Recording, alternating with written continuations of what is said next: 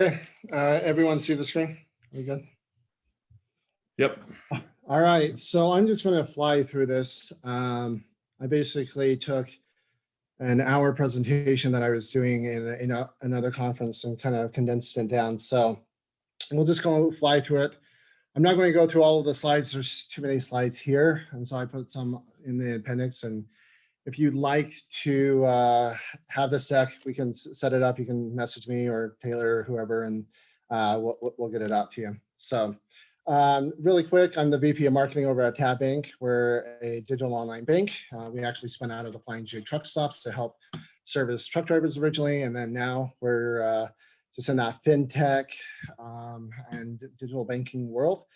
We've been in this space for a little over 23 years now.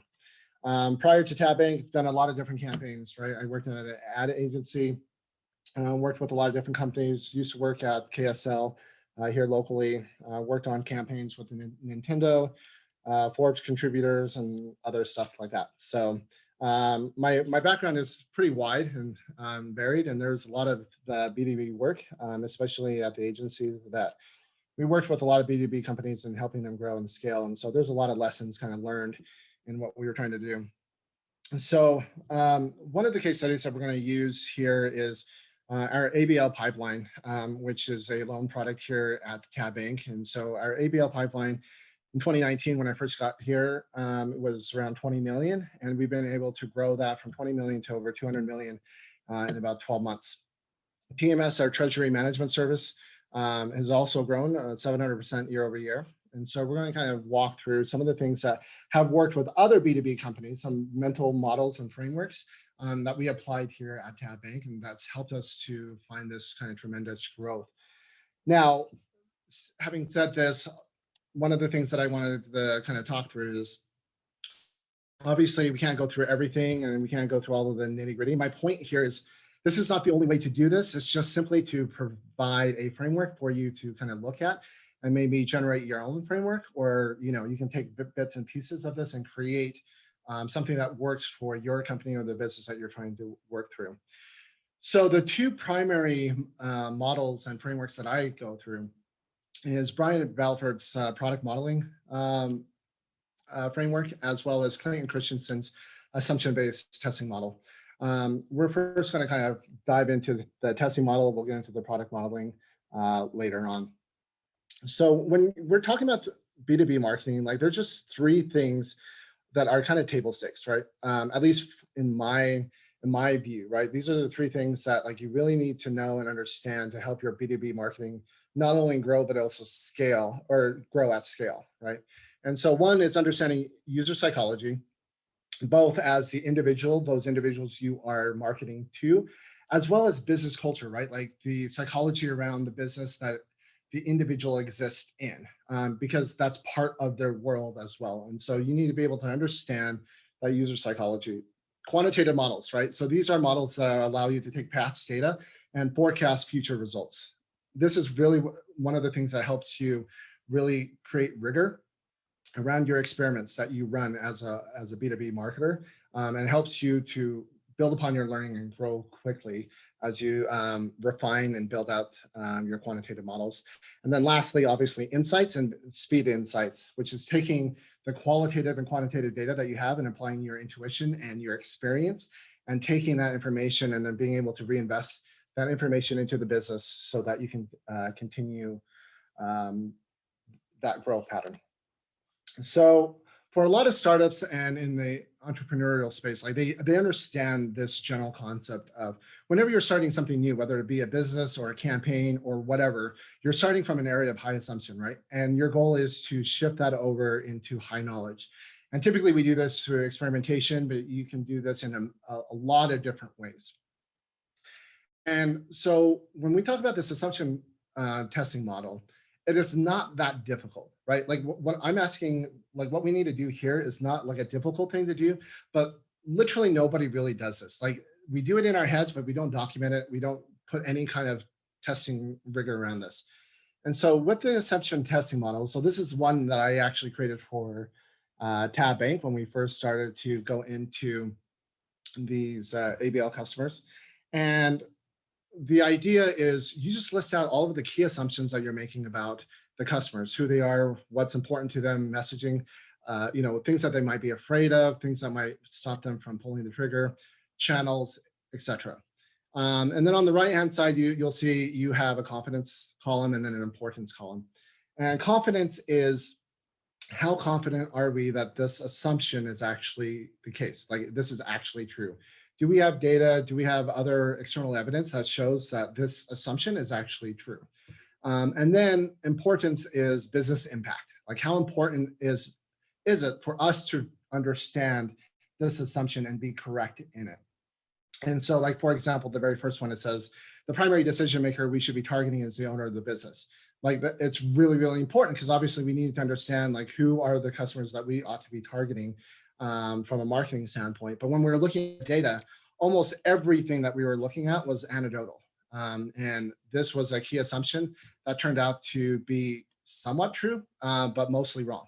And so as we started to build data and as we started to gather these experiments, it allowed us to market better because we realized that wasn't even the individuals that we should be targeting in the first place. And so another reason why creating this assumption testing model is really important for us is because it allows us to prioritize due to limited resources. Like the fact of the matter is I don't have limited resources. I don't have a massive, ginormous marketing team that can just do whatever I want them to do and test out every possible assumption that could be important to the business. Like we have to focus, we have to narrow it down.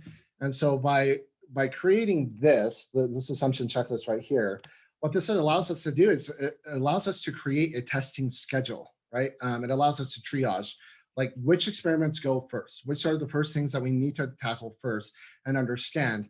And obviously when you're looking at this matrix, right? So business impact being low to high, left to right, and then confidence being low to high, top to bottom. And so the things that we have the least amount of confidence in, but have the highest business impact are going to be in that zone 1, right? In that top right-hand corner, which is those are going to be the experiments that we need to test first because they're the most important and they're the ones that we have the least amount of information on. Whereas those we have high confidence, we have a lot of data on, but then it also has low business impact. Those are going to be assumptions that we test last simply because of priority. So when we're talking about running experiments or quantitative modeling, marketers love talking ad nauseum about this, right? Like they're like, hey, we got to run experiments, we got to put this out.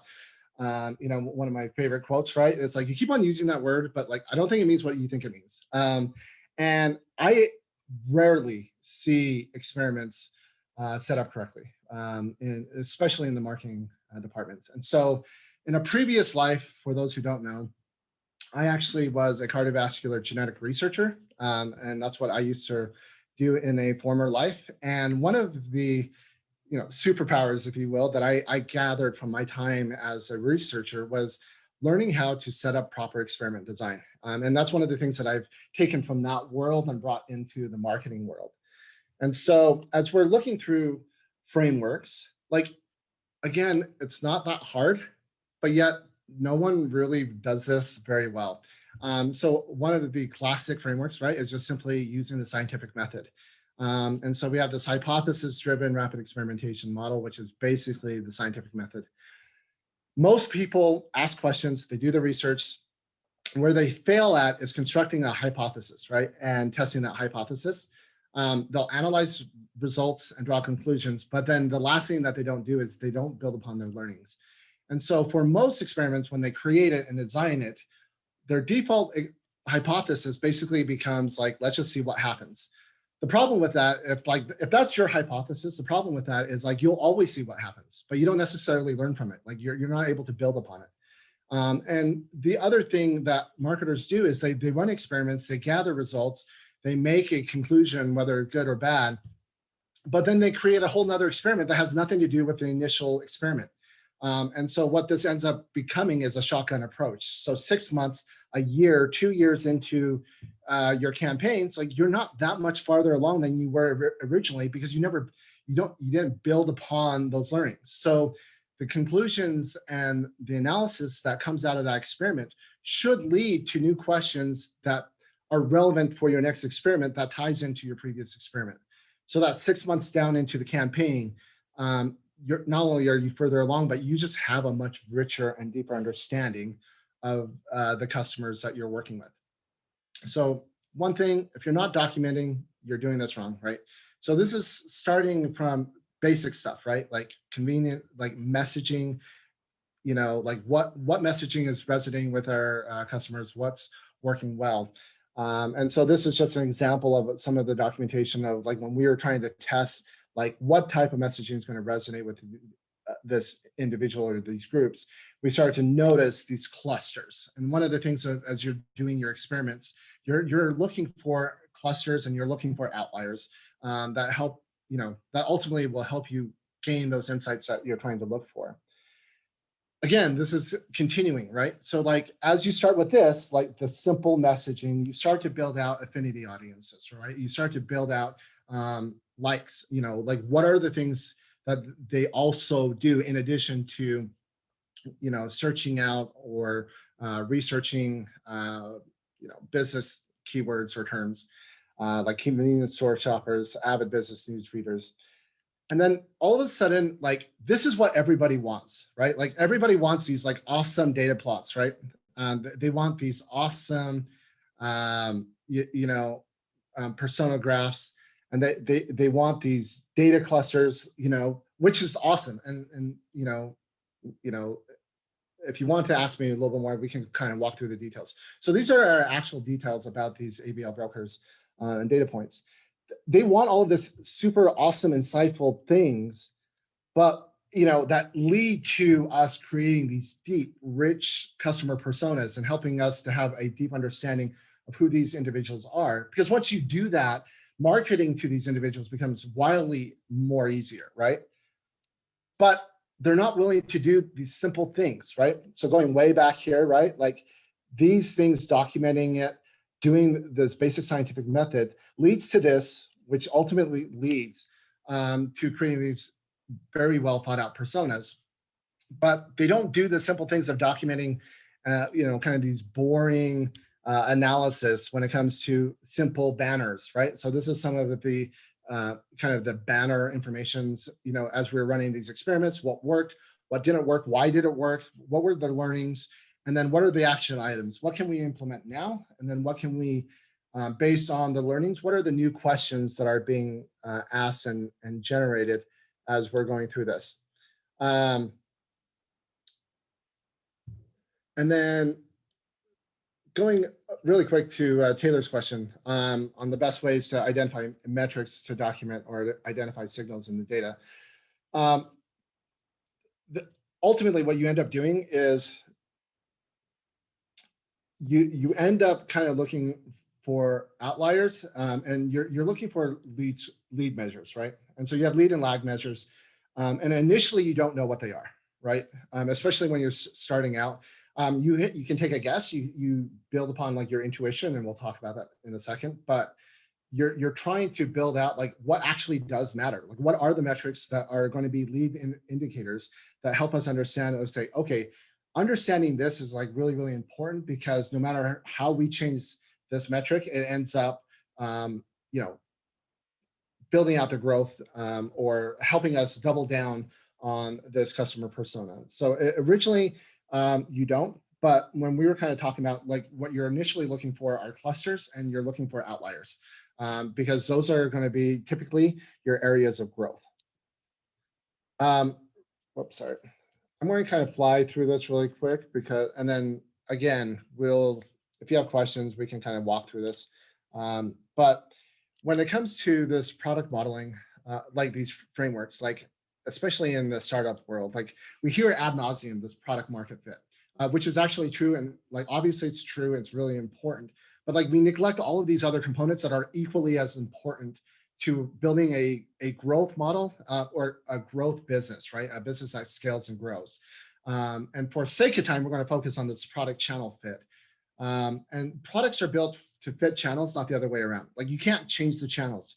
You can't change Facebook's algorithm. You can't change how Google decides to, change rankings on search or on YouTube. But what you can do, and what you do have a lot more flexibilities, is changing the product to fit those different models. Let's see. And one of the things that when it comes to product channel fit is understanding like this is a quote from Peter Thiel from his 0 to 1, like this kitchen sink approach just doesn't work. And the fact of the matter is most companies can't get any distribution channels to work, let alone one. And so it's following the same power law, right? Like, or this 80-20 rule.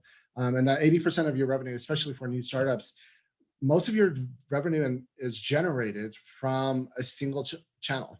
And it's really trying to understand like, what is that channel that's going to give us the biggest bang for our buck? And so there are three main, primary areas of growth when it comes to channel allocations and loops. You have viral, paid, organic, but for the sake of today's argument, we're just going to kind of focus on paid because this is actually something that a lot of people do, but they kind of do wrong in the B2B space, which is getting the AI and machine learning to work for you, right?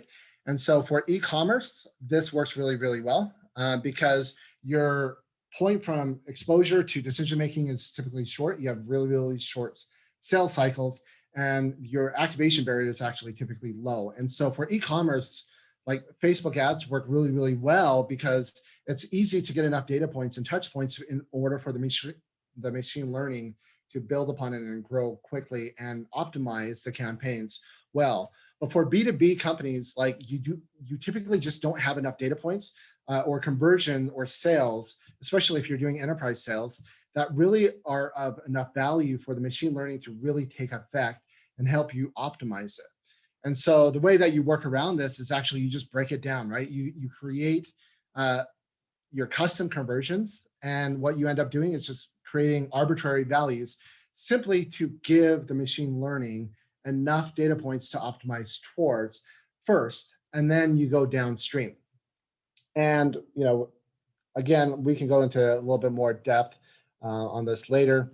But yeah, this is basically when our TMS services, like this is kind of the case study that we actually got published in a digital marketing journal just recently. But yeah, we ended up 3xing our total number of applications that were submitted, reduced our customer acquisition by 75%. We had 700% year-over-year growth.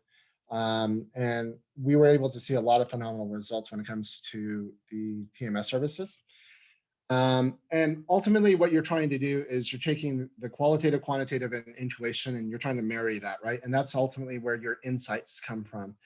And the qualitative and quantitative areas kind of tell you the what and the why, but they don't tell you the like what to do next, right? They don't tell you how to implement that. And then this is where intuition comes in. Most B2B companies and marketing departments that I've been a part of, the problem is that this diagram is actually very skewed. It's more like 80% intuition and 10% quantitative and qualitative. But shifting that more towards the qualitative and quantitative information helps you really start to create some rigor when it comes to your overall insights.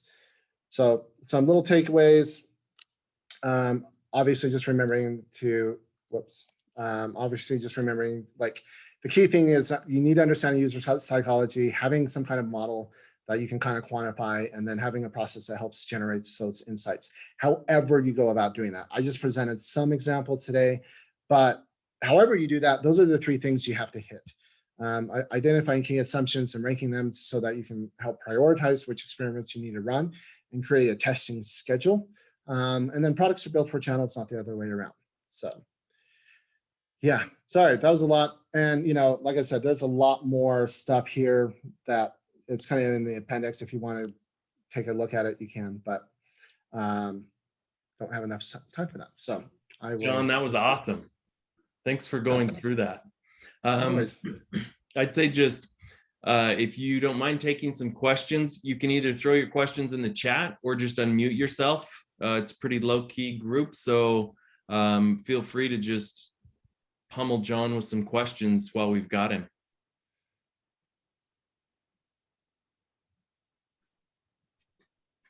Let's see.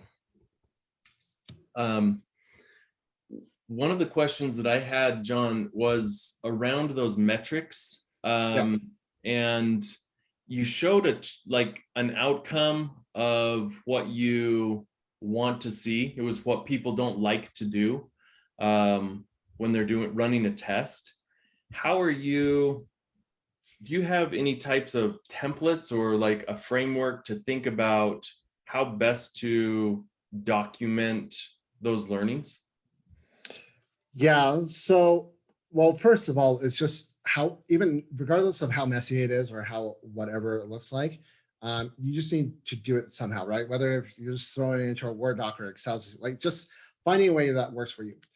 That being said, yeah, like I do have a template that I kind of typically, and it depends on what area of that overall model that we're focused on, whether we're focused on product, that product channel fit. If we're trying to figure out which channel is most effective, that template looks a little bit differently than when we're trying to do like market model fit, which is trying to understand like our pricing model relative to the market and adjustments that we need to make on that end.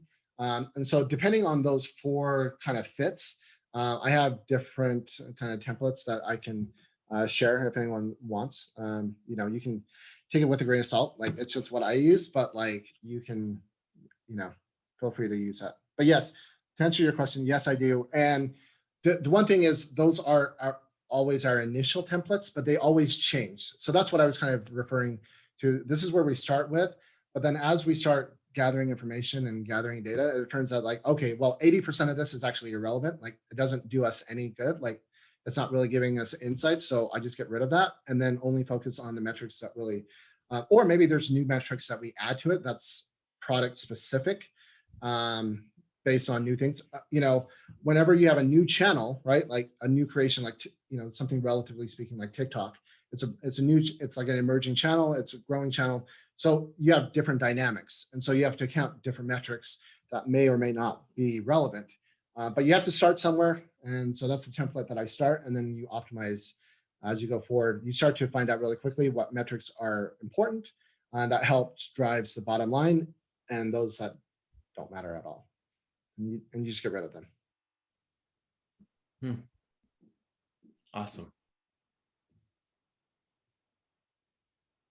Hey, John, as one ex-biology researcher to another, so I deal a lot with med technologies, helping out companies in the med tech space. And there's this process, where they're trying to prove that it works in certain animal models and cellular models. Then you scale up, you try and go through clinical trials to validate it. And it's usually about, we have this new thing that will help cure some disease or something like that. And then, of course, it's always a question of, how much are people willing to pay for that sort of product? How big of a concern is that disease? How many people does it affect?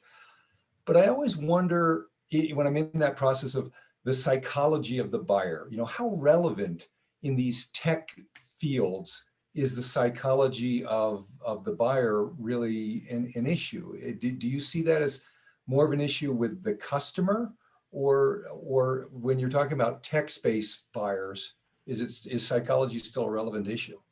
Yeah. So when you understand the actual psychology, so the problem that a lot of marketers run into this and why it actually gets discounted a lot in the B2B space is because it's wrong, right? Like the data around the user psychology is wrong. And so when they try to implement that data into their marketing, it doesn't work. And so they're like, well, it's not really relevant because like it's not working. But it is relevant. But the B2B space is slightly different than the B2C. Like sometimes B2B marketers like to simplify things and just say, hey, they're people too. We just have to market to them. But that's not true because they live within an ecosystem, and the business ecosystem like has to be accounted for as part of the overall psychological kind of like profile when you're trying to understand how these individuals work. Because you do need to understand the individuals, like kind of what makes them tick, especially when you do like an ABM model, which we also incorporated, which is kind of this account-based marketing where you kind of flip the funnel, right? Like you create these small targeted accounts, and then you build all these marketing campaigns around these selected few individuals. But especially in an ABM model, you are hyper-focused on that psychology, but then you have to incorporate the business environment as well into that model so that you understand how these individuals work within that space. Yeah, you're welcome. Maxwell, you put a question in the chat.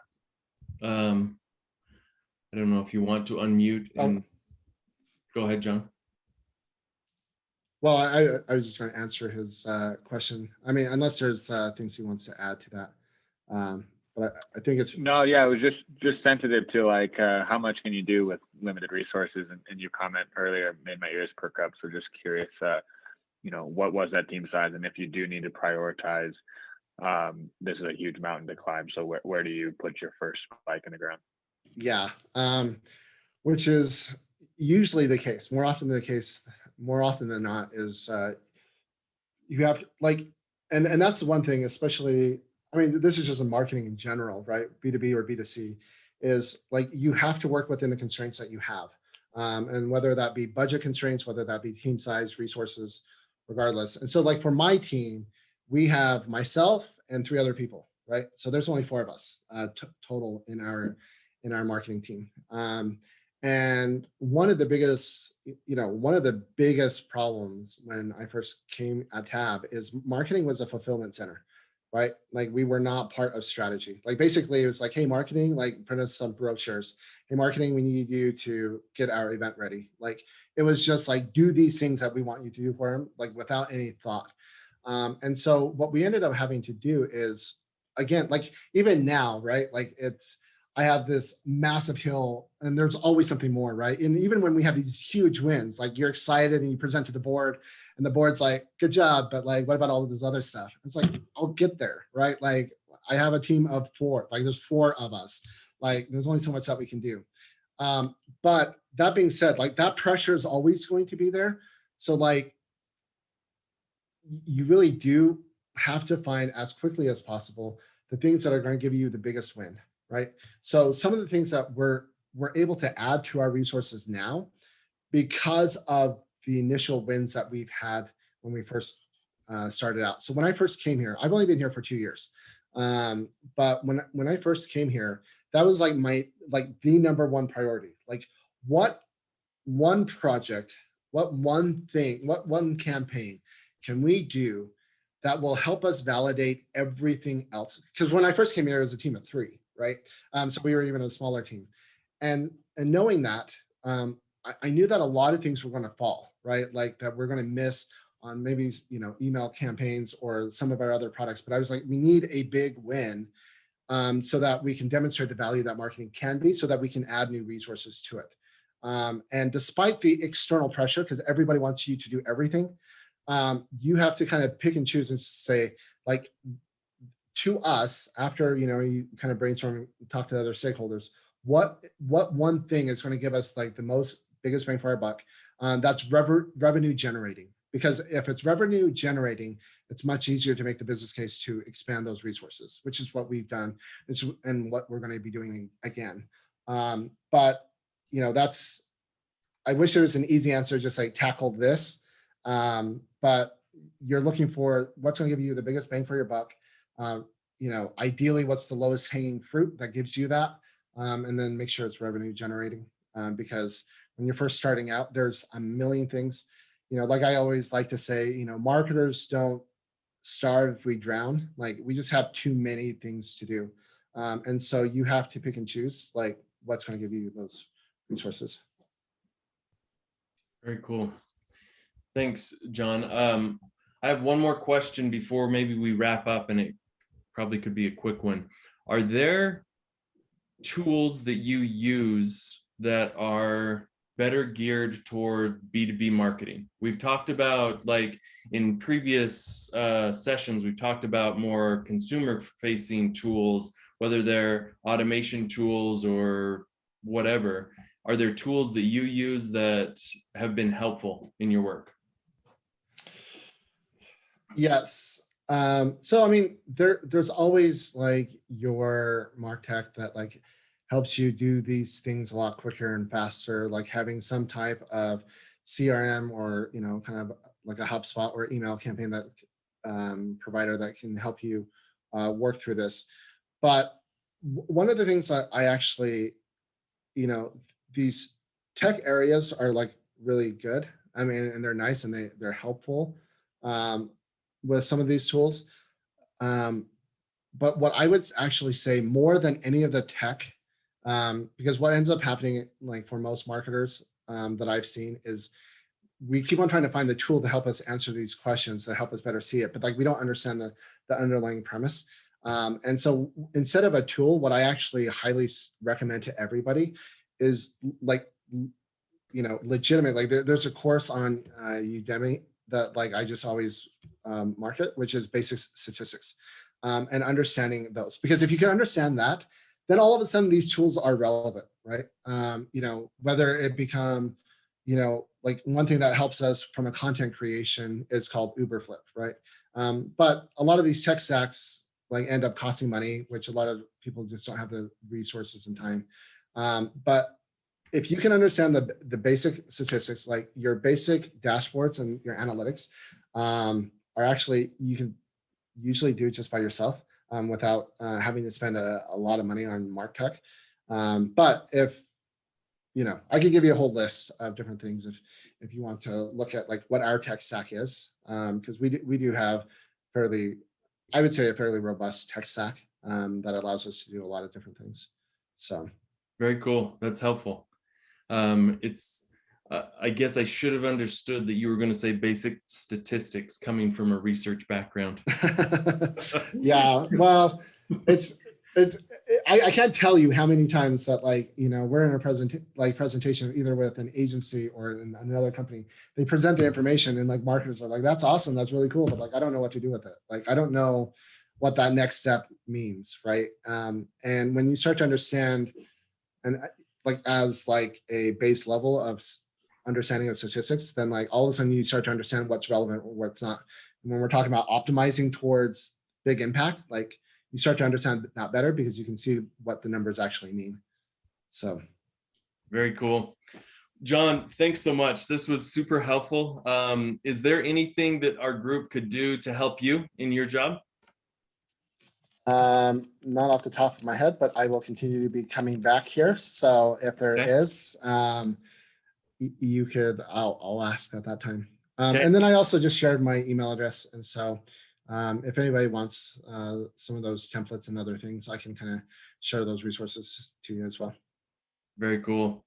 John, thanks so much. Everybody, thanks for being here. And we'll be back next Tuesday. Really appreciate it. Thanks, we'll everyone. see you all later.